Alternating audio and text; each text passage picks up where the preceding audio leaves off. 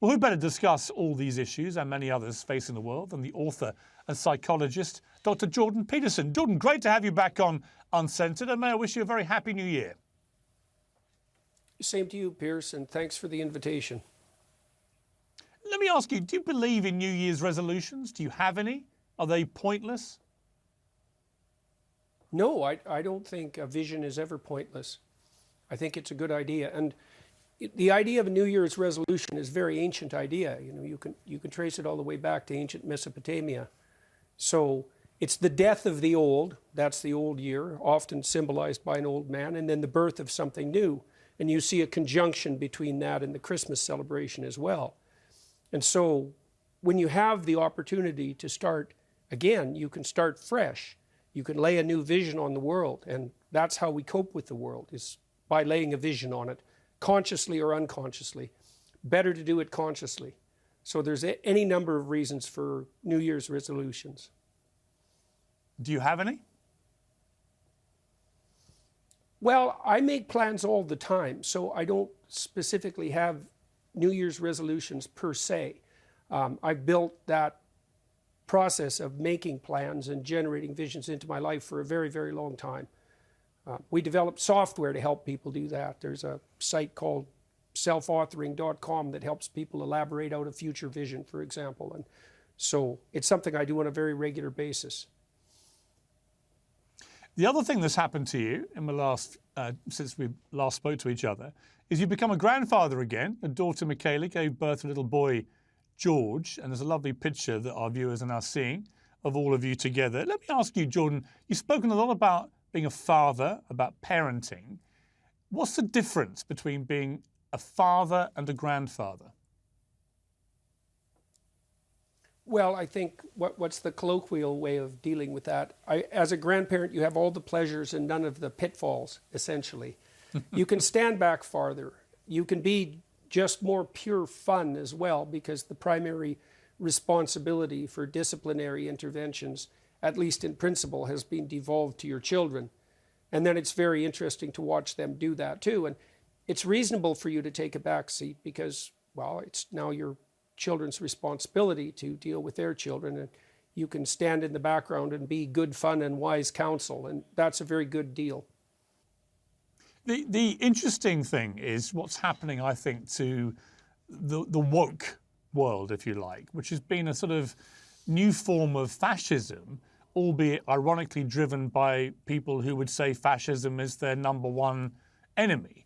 I watched the Golden Globes last night, for example, an event that was taken off air last year in a row about racial bias and so on in the institution that puts it on. And it came back on, really fascinating to me. I watched the whole thing for 3 hours. No political speeches, no virtue signaling, no grandstanding. People basically did what Ricky Gervais told them to do 3 years ago, which is get up, thank your agent and sit down and just celebrate making movies or TV shows. Is this a sign, Jordan, do you think? I felt that there is a movement going on now of a real backlash from perhaps a majority that's been silent till now, that's just said enough, and that even Hollywood has woken up to the reality that people who watch the movies and TV shows, they don't want to hear this stuff all the time. Well, we put politics first and foremost, and partly the reason we did that was because any higher aims in some ways collapsed. I suppose that's part and parcel of the famous death of God. If what's highest spiritually and transcendentally disappears, then something else steps up to take its place. And in our society, that's either been a nihilistic bent that's very powerful or politicking in general. And the problem with that is that you're supposed to render unto Caesar what is Caesar and unto God what is God's. And the mistake that entertainers make is that they regard what they do as mere entertainment. Hollywood stars and all the people who were involved in producing the narratives that entice and compel us, they're serving a master who's far higher than anything merely political. And when they bend their art to serve a political master, they distort the higher to the lower to their own detriment. People aren't so that's the philosophical problem with an artist becoming political. It's art supersedes politics. The art should never be subordinated to serve the political, because then it gets, not only does it get propagandistic, it gets dull and contemptible. No one cares what a star thinks about Trump, especially when what they have to say about Trump can be said just as coherently by your demented neighbor. But the fundamental problem is that we don't understand that the story is the thing. And these artists, movie stars, who are so privileged and often so talented, and have this wonderful opportunity to shape the culture from which politics is downstream, have forgotten how sacred, you might say, their mission truly is. And some of that's even a false humility. You know, I suppose many Hollywood stars believe that their luxurious and privileged life isn't paid for by the grueling necessity of having to make a movie, which is more something like a great adventure. And so they feel guilty and feel that they have to serve something real.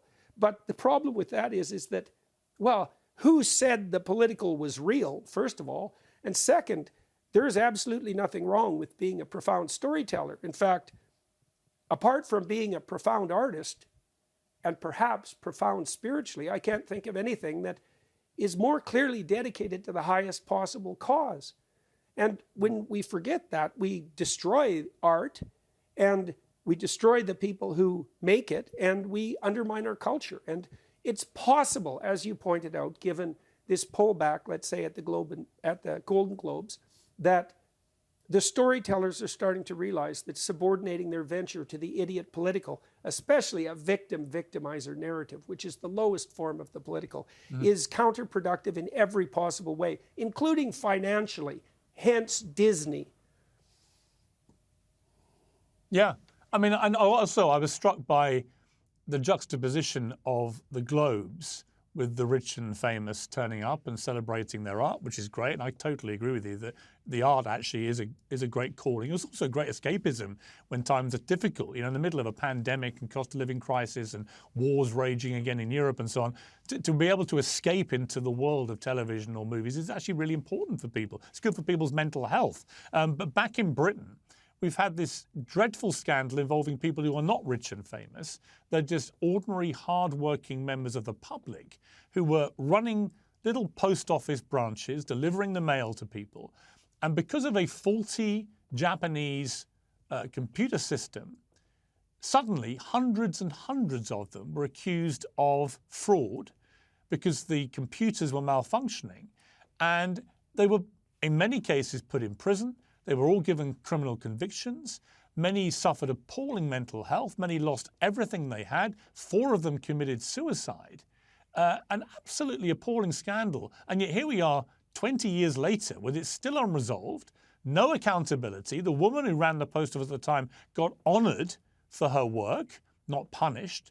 The senior politician whose job it was to oversee this was so dismissive that he's now being lambasted by the victims, but remains a leader of a major party in Britain.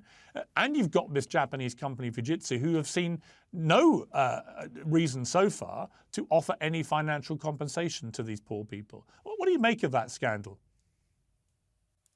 Well, the first thing I would say is that the rush that we're all engaged in to automate everything means that we can automate our willful blindness and our stupidity. And generally, willful blindness and stupidity are in more plentiful supply than wisdom. And we're in terrible danger of automating tyranny and willful blindness is the best way to put it. You know, all these systems that we're developing are essentially equivalent to the unconscious mind. They're the implicit structures that shape our world. And you see this making itself manifest everywhere.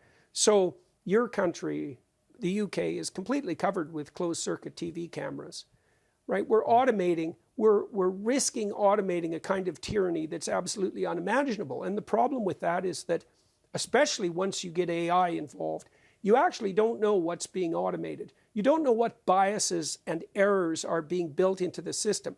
And you're foregoing the possibility that those accused by such systems will be able to hold someone human capable of suffering for their sins, let's say, responsible for the injustice. This is an unbelievably major source of current threat. You know, I've been using ChatGPT and Elon Musk's Grok as research assistants continually over the last few months, and they're unbelievably intelligent systems and remarkably helpful as research assistants. It's like having a team of competent master's students in multiple disciplines, more or less at your beck and call.